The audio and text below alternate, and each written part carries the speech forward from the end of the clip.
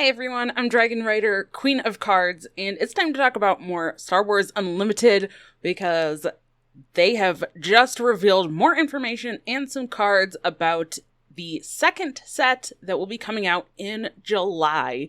So let's take a look at this really quickly. They did do kind of a live stream that was taking a first look at this set and some of these cards. So they had Xander as the host, joined by Danny Schaefer, Tyler Parrott, and Jeremy Zwern, who all work on the game. So they talked about some of the mechanics and some new cards and kind of dived into that. Now, there are 3 new mechanics or keywords that are coming in set 2, which is called Shadows of the Galaxy. And in this video, I'll link the live stream down below so you can go check that out if you want.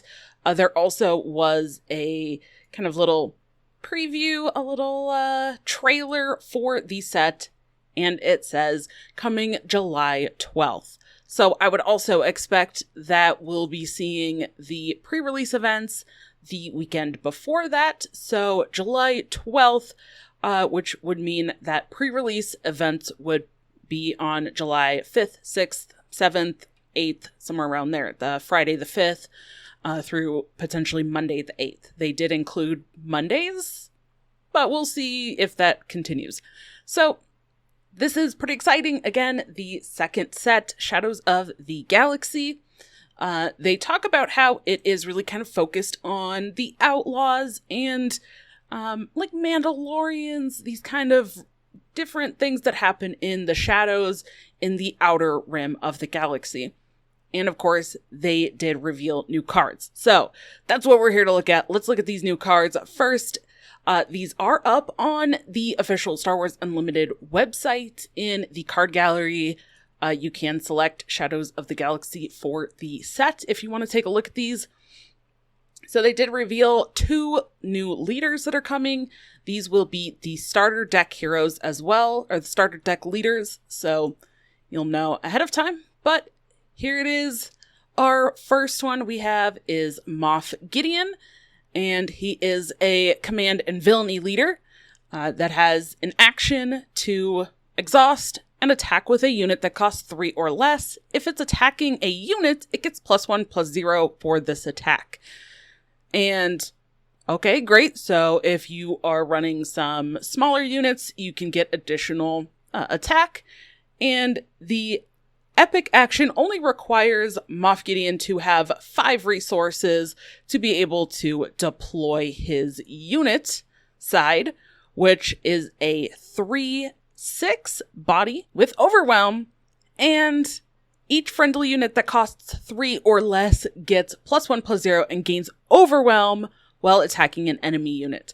So this really is kind of throwing some overwhelm, very similar to Trample in Magic, if you're very familiar with that, which kind of corresponds because Trample is very familiar in green, which is command, which we're seeing here for Moff. So very kind of piling on the more aggressive style for command and villainy. So pretty interesting there if you want to kind of try to go for maybe a wider, smaller board and kind of overpower your opponents, deal additional overwhelm damage, which I think also this falls in line with the only needing 5 resources. Not necessarily as aggressive as Sabine as what we've seen, but adding more play styles to different aspects. And the second leader they showcased, not a showcase version, but that they showed, is the Mandalorian. That's right, the Mandalorian himself. He is a cunning and heroism leader. When you play an upgrade, is his ability, you may exhaust this leader. If you do, exhaust an enemy unit with 4 or less remaining HP, remaining health. So this one is pretty interesting. They're adding even more kind of exhaust and kind of control style mechanics into the cunning aspect, which there already are. I feel like quite a few of those tactics being used already in the first set. So kind of adding a little bit more with the Mandalorian here. And to be able to get that epic action and deploy him, you need 6 resources. And then you'll be able to deploy his unit side, which is a 4/7 with when you play an upgrade, you may exhaust an enemy unit with 6 or less remaining HP. This is kind of nutty to me because this is just whenever you play an upgrade. You don't have to exhaust the Mandalorian himself. It's just when you play an upgrade, you can exhaust, and it has an increased threshold for that remaining HP on a unit to be able to exhaust it. It also does not specify non-leader unit, so you will be able to exhaust enemy leader units. So that is also a pretty powerful effect here. So you could potentially play multiple upgrades on the same turn, exhaust multiple units, and then be able to do more with that. So I am very, very interested in this. Honestly, to me, just right off the bat, the Mandalorian seems very powerful, but we'll see what else comes out, what other cards go with these. They have revealed these 7 so far, but let's take a closer look at these. The first one is Calculated Lethality. This is a 4-cost Vigilance Villainy event.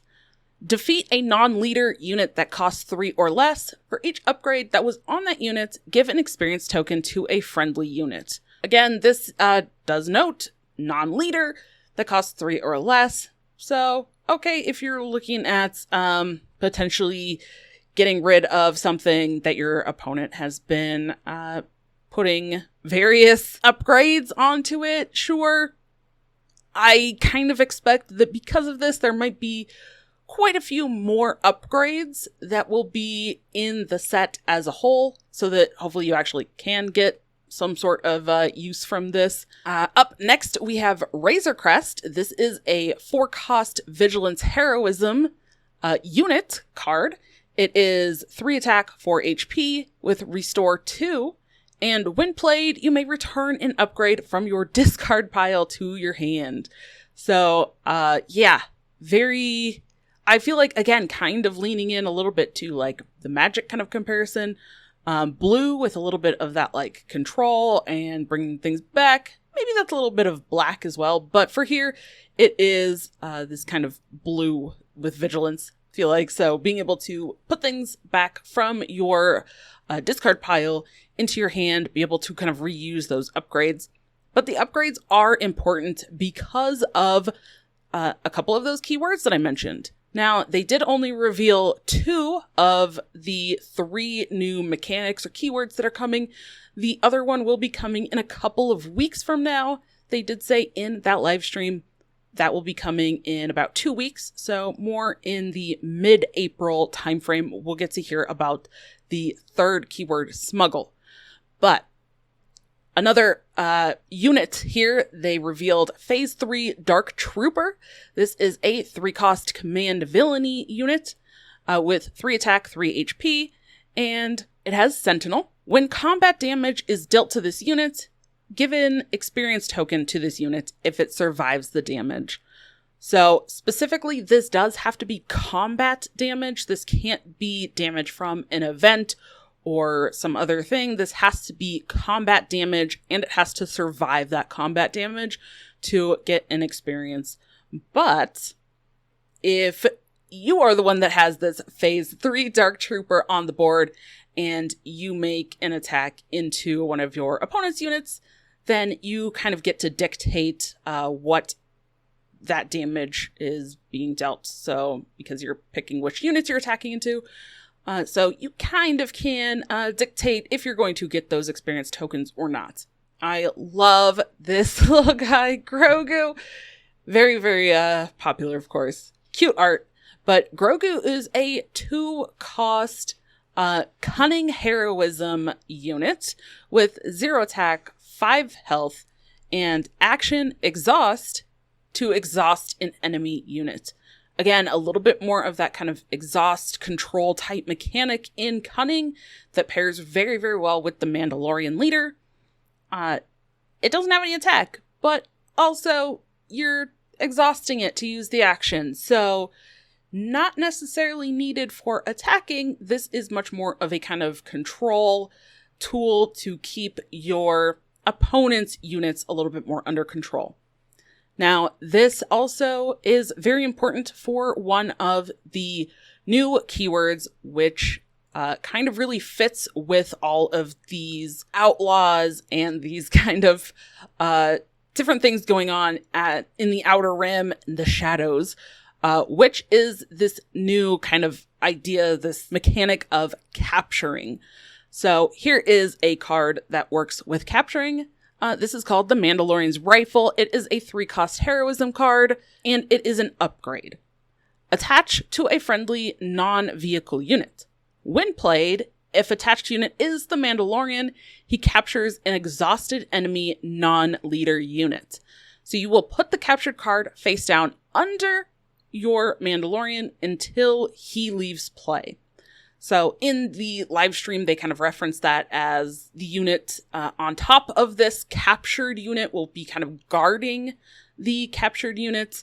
So the idea is that you will have to remove or defeat the guarding unit, and then you will get the unit back that was captured.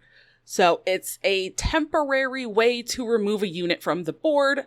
Again, this is heroism and not necessarily the cunning, but does really kind of work with that same philosophy of a little bit more of kind of a control style, really just keeping your opponent's units kind of under control and kind of mitigating the threats that they are able to keep on the board or attack with. And that is capture. That is the first of the 2 new mechanics that they talked about.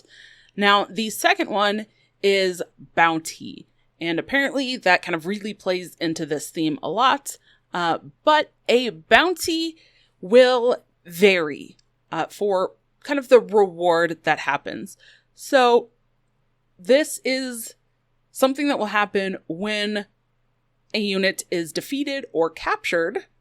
The opponent gets to collect the bounty. So for this card, this next card, Wanted, it is a 0-cost cunning upgrade. It says, attached unit gains bounty, ready 2 friendly resources. When this unit is defeated or captured, its opponent collects its bounty.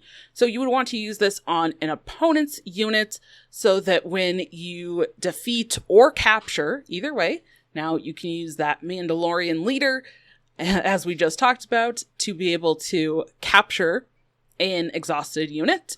And if this bounty card, if this upgrade is placed on your opponent's unit, then you can use those other mechanics, exhaust that unit with this Wanted card on it, and be able to capture that unit. And then on top of that, you'd be able to collect this bounty of readying 2 friendly resources. They did say that the bounties will vary. Maybe you'll be readying resources like this one shows.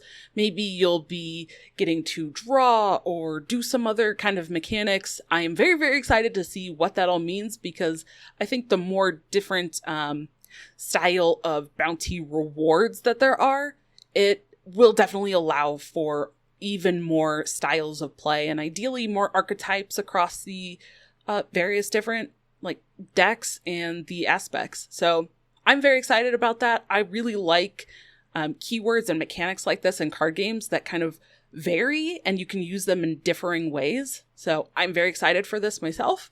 But yes, so bounty is that second kind of mechanic or keyword that we will have in set number 2, along with that capturing that we went over. And then again, mid-April, we will get information about the third one, which they did say is called Smuggle. We don't know anything else about it. And the last card that they revealed for the coming second set is Gideon's Light Cruiser. This is a special rarity as well, but this one is an 8-cost villainy space unit. And yeah, it's a little costly, but it does have 7 attack, 8 health, with Overwhelm. And when played, if you control Moff Gideon as a leader or unit, play a villainy unit that costs 3 or less from your hand or discard pile for free. Now, this is important that it does specify that the card you get to play for free, because of things like Energy Conversion Lab, which has caused a lot of confusion, I think, for many players in the first set. The Energy Conversion Lab base is an epic base with epic action. Play a unit that costs 6 or less from your hand. Give it ambush for this phase. This one, you still have to pay the cost of the card, but you get to give it ambush. However, with the new card here that they revealed of Gideon's Light Cruiser, this specifically says that you will get to play a villainy unit that costs 3 or less from your hand or discard pile for free. So you won't have to pay the resources for this. However, with the epic action of things like Energy Conversion Lab, you do still have to pay that cost. So very good to kind of see the differences in the language and the way that they specify certain things here with a couple of these cards. I mean, upon initial look, this one seems very expensive. And yeah, they kind of alluded to it in the live stream, but it's kind of interesting trying to fit in this very high cost card into a deck where you are running a lot of like lower cost units and things to try to attack. We'll see if it actually works. Who knows? We'll see. It's very interesting, but it is very exciting to get to look at these cards and get to see these new mechanics and kind of start thinking about how they might work with what we already know about the game, what we've already been seeing with set 1. So I don't know. I always love these kind of things, and they are not into the full reveal season yet, but this is kind of just the initial preview to get everybody excited and kind of showcase these cards a little bit, show them off, and again, kind of get people interested, get them ready for more information to come. So what do you think of this new set? Are you excited for these couple of cards or these mechanics? Let me know in the comments. Thank you so much for checking this out. And if you haven't already, I have a couple of videos that I have been posting, opening some Star Wars Unlimited packs and even a booster box. So check those out. Thank you so much for watching, and I'll see you in the next one.